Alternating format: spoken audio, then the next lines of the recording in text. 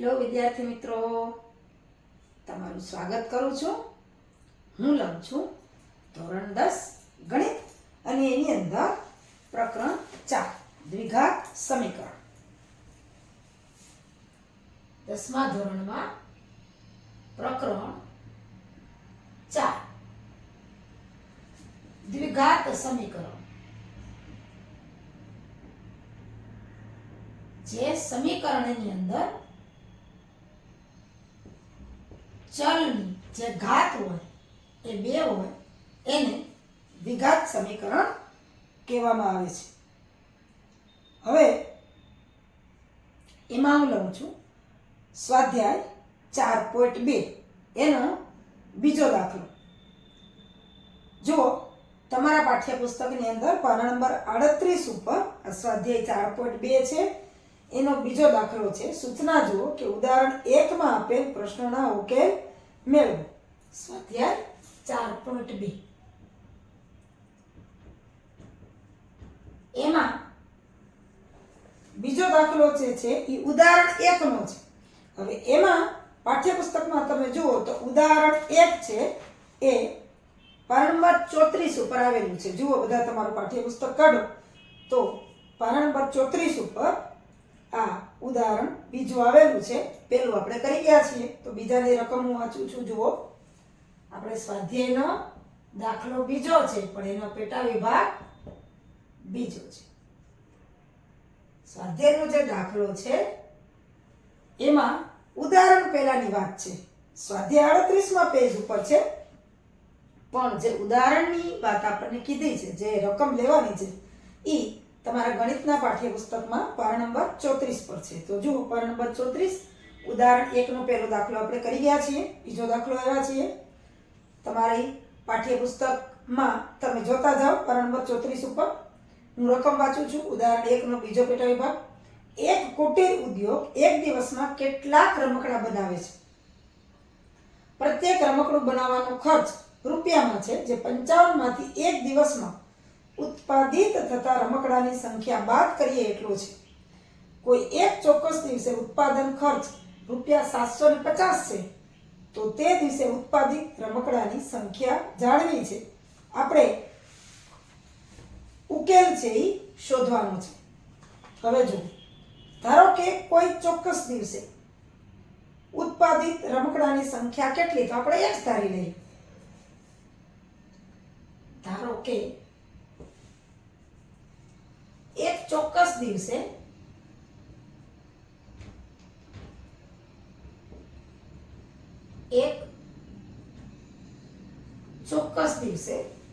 ઉત્પાદિત એટલે કે જે ઉત્પન્ન થાય છે રમકડાની સંખ્યા x છે, આપણે ધારી લઈએ.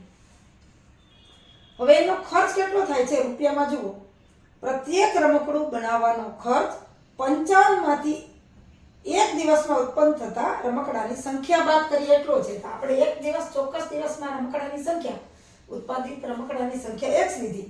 તો તે રમકડું બનાવવાનો ખર્ચ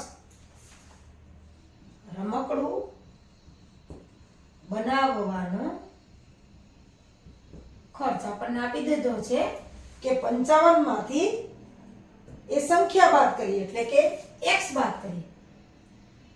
55 ઓછા x રૂપિયા છે, કારણ કે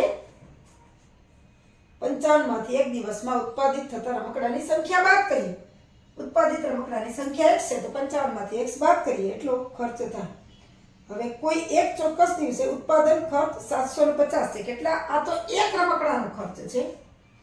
આપણે x રમકડા બનાવવા હોય તો એનો ખર્ચ 750 છે.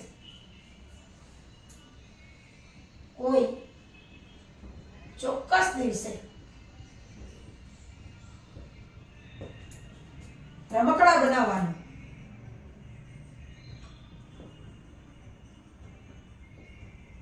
ઉત્પાદન ખર્ચ 750 રૂપિયા છે. ધારો કે એક રમકડા બનાવે છે, આ એની કિંમત છે. તો એક સમકક્ષરા દાખલા તરીકે હું ઉદાહરણ આપું કે 5 રૂપિયાની એક પેન છે. તમે 3 પેન લ્યો તો ખર્ચ કેટલો થશે? તમે તરત કહેશો 15 રૂપિયા. 3 ગુણ્યા 5. તો આપણે x રમકડા બનાવવાના છે. x નો ખર્ચ કેટલો છે? તો 55 ઓછા x. હવે એક ખર્ચ આવે છે 750.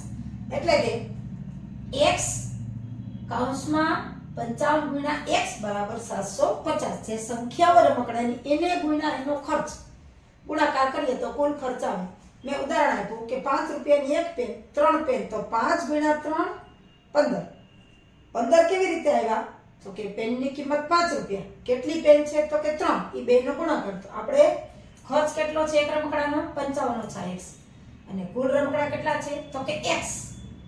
તો x ગુણ્યા 55 ઓછા x બરાબર ખર્ચ આપણને આપ્યો છે 750 રૂપિયા. એટલે આપણું સમીકરણ બનશે કે x 55 ઓછા x. x પછી 55 ઓછા x બરાબર 750. હવે આ સમીકરણ આપણે સોલ્વ કરવાનું છે. ગુણાકાર કરીએ. x ગુણ્યા 55 એટલે 55x. x ગુણ્યા ઓછા x એટલે ઓછા x નો વર્ગ અને બરાબર 750. હવે આપણે આને દ્વિઘાત સમીકરણના સ્વરૂપે બતાવીએ. તો 750 છે. આ બે પદ છે સામેની બાજુ વયા જાય. 750 બાજુ તો બેની નિશાની બદલી જાય. એટલે 750 તો હતા જ આપણી પાસે. એટલે 750. 55x આ બાજુ પ્લસ છે, સામેની બાજુ જાય તો માઈનસ. એટલે -55x અને x વર્ગ આ બાજુ માઈનસ છે પણ સામે જાય તો માઈનસ ના પ્લસ x વર્ગ બરાબર 0. આપણે 750 બાજુ આ બે પદને લઈ લીધા છે. હવે આને દ્વિઘાત સમીકરણના સ્વરૂપમાં ગોઠવી દઈએ તો x ની વર્ગવાળું પદ પહેલા આવશે. x વર્ગ ઓછા 55x અને વત્તા 750 બરાબર 0. આવી ગયું દ્વિઘાત સમીકરણ વાળું સમીકરણ. હવે આપણે આને સોલ્વ કરવાનું છે. એટલે એવા બે આંકડા લ્યો કે જેનો ગુણાકાર 750 થાય અને સરવાળો 55x થાય. આવા જે મોટી રકમ છે એમાં સામાન્ય રીતે યાદ રાખવા પડશે 55 સરવાળો અને 750 ગુણાકાર. તો 25 તેરી 75 આપણને ખબર છે. 25 તેરી 75. હવે 25 તેરી ને બદલે 30 કરું હું તો 25 ગુણ્યા 30 કરું તો 0 અને 25 તેરી 75 750 બરાબર. હવે ઓછા 25 અને ઓછા 30 તો એનો સરવાળો થશે ઓછા 55 અને બે માઈનસ માઈનસ કરીએ તો એનો ગુણાકાર થશે પ્લસ. એટલે 25 ગુણ્યા 30 એટલે 25 ને 30 નો સરવાળો 55 અને ઓછા 25 ગુણ્યા ઓછા 30 એટલે પ્લસ 750. આ રીતે આપણે આના ભાગ પાડીએ ને અવયવ પાડીએ. તો 55 ના બે ભાગ પાડ્યા છે મેં. x વર્ગ ઓછા 25x ઓછા 30x વત્તા 750 બરાબર 0. હવે જુઓ ફક્ત 55 ના બે ભાગ પાડ્યા છે. ઓછા 25 ને ઓછા 30. 30 અહીં લખીએ, ઓછા 30 અહીં લખીએ ને ઓછા 25 અહીં લખીએ, એમાં કોઈ ફેર પડતો નથી. 3 પદ વાળું જે સમીકરણ છે એને મેં 4 પદમાં લખ્યું છે. હવે બે સમીકરણ છે એમાંથી સામાન્ય કાઢી લઈએ તો અહીંથી x સામાન્ય નીકળશે. x ઓછા 25. હવે આવો જ કૌંસમાં અહીંયા જોઈએ છે તો આમાંથી સામાન્ય નીકળશે 30 કારણ કે 30 ગુણ્યા 25 એટલે 750 આપણે હમણાં જોયું. અંદર મારે માઈનસ જોઈએ છે, અહીંયા પ્લસ છે તો અહીંયા હું લખું 30. તો અહીંથી 30 નીકળી ગયા એટલે ફક્ત x વધ્યો અને માઈનસ 25 બરાબર 0. ગુણાકાર કરતું જ જવાનું એટલે આપણે રકમમાં કઈ ફેર ન પડવો જોઈએ. x ગુણ્યા x વર્ગ, x ગુણ્યા ઓછા 25 એટલે ઓછા 25x, ઓછા 30 ગુણ્યા x એટલે ઓછા 30x અને ઓછા 30 ગુણ્યા ઓછા 25, 30 ગુણ્યા 25 આપણે જોયું 750 ને ઓછા ગુણ્યા ઓછા એટલે વત્તા. આગળમાં કઈ સમીકરણનો ફેર નથી. હવે આ બેમાંથી જે સમીકરણ સામાન્ય છે એ લઈ લઈએ તો x ઓછા 25 અને x ઓછા 30 બરાબર 0. એટલે કે x ઓછા 25 બરાબર 0 અને x ઓછા 30 બરાબર પણ 0. એટલે x બરાબર 25 અને x બરાબર 30. બે ઉકેલ આપણને મળ્યા છે અને બે ઉકેલ છે એ શક્ય છે. બંને ઉકેલ શક્ય છે. એટલે ચોક્કસ દિવસે ઉત્પાદિત રમકડાની સંખ્યા 25 અને 30 છે. ચોક્કસ દિવસે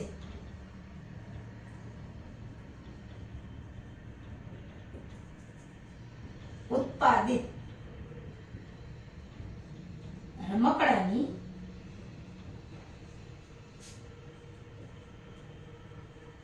સંખ્યા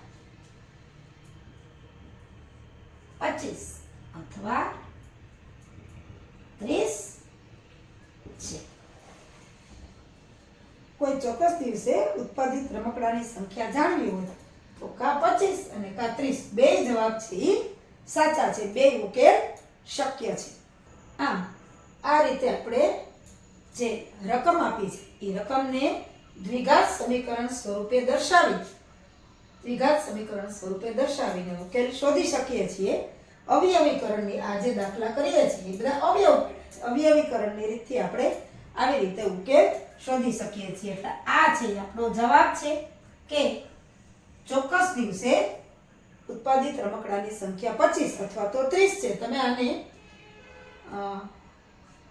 ચકાસણી કરવી હોય તો પણ આપણે x ની જગ્યાએ 25 અથવા તો 30 મૂકો એટલે બરાબરની બે બાજુ સરખી આવી જાય ને આ રીતે આપણો દાખલો છે એ ગણાઈ જાય છે. આપણે દાખલો તો ગણી લીધો કે ઉત્પાદિત રમકડાની સંખ્યા 25 અથવા તો 30 આવી, પણ આપણે ચકાસણી કરીને જોઈ લઈએ કે આપણો જવાબ સાચો છે કે ખોટો. તો જુઓ રકમમાં જુઓ આપણને ઉત્પાદિત રમકડાની સંખ્યા લખીએ આપણે કે ચોક્કસ દિવસે ઉત્પાદિત રમકડાની સંખ્યા 25 અથવા તો 30 છે. આ તો આપણી જાણકારી માટે કે આપણો જવાબ સાચો છે કે ખોટો. હવે રકમ બરોબર જુઓ. શું કીધું છે કે પ્રત્યેક રમકડું બનાવવાનો ખર્ચ 55 માંથી એક દિવસમાં ઉત્પાદિત થતા રમકડાની સંખ્યા બાદ કરીએ એટલો છે. એક દિવસમાં કેટલાક રમકડા બનાવે છે? ધારો કે એક દિવસમાં એટલે કે ચોક્કસ દિવસમાં ઉત્પાદિત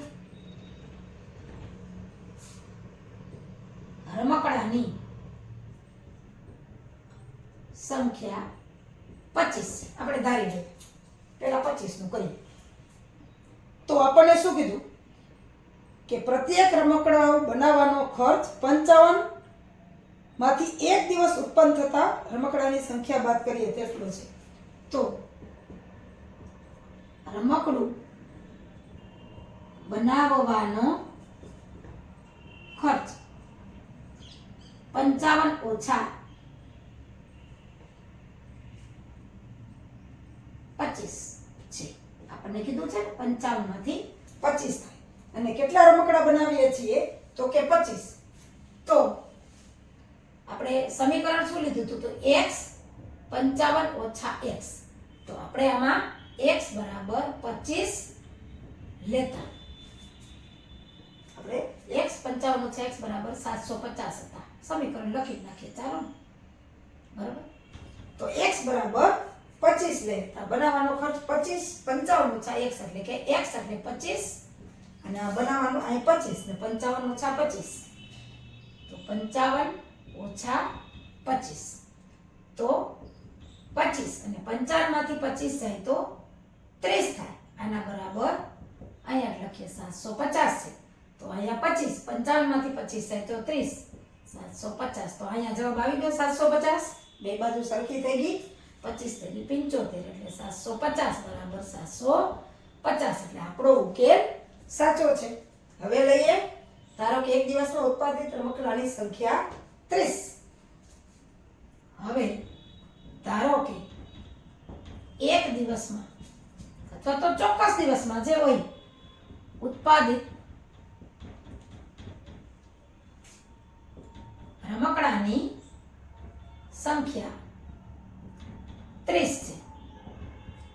તો રમકડું બનાવવાનો ખર્ચ 55 ઓછા 30 છે. આપણે કીધું છે 55 માંથી જે રમકડું બને છે એની સંખ્યા બાદ કરો. હવે અહીંયા સમીકરણ પાછું લખીએ. x 55 ઓછા x બરાબર 750. x બરાબર કેટલા હવે લેવાના છે? 30 લેતા. પહેલા 25 લીધા, હવે 30 લઈ લઈએ. તો અહીં 30 મૂકી દઈએ તો 30 x છે અહીંયા 30. 55 ઓછા 30 બરાબર 750. તો 30 55 માંથી 30 થાય તો 25 આવે એટલે કે 750. એટલે કે 750 બરાબર 750.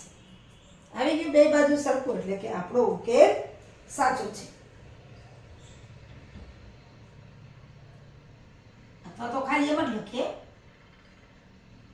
ઉકેલ સાચો છે. આપણે જે 25 અને 30 લીધા એ ઉકેલ છે એ સાચો છે. આવી રીતે તમે દાખલો ગણ્યા પછી ચકાસણી પણ કરી શકો કે આપણો જવાબ સાચો છે કે ખોટો.